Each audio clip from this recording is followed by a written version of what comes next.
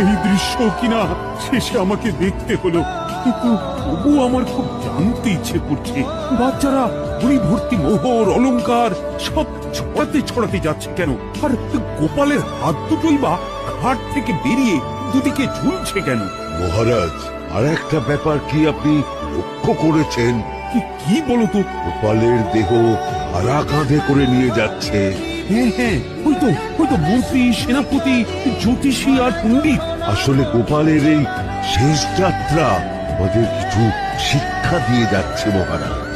এই যে দেখুন, যারা গোপালকে সহ্য করতে পারত না, এখন এখন তাদেরই কাঁধে গোপাল যাচ্ছে।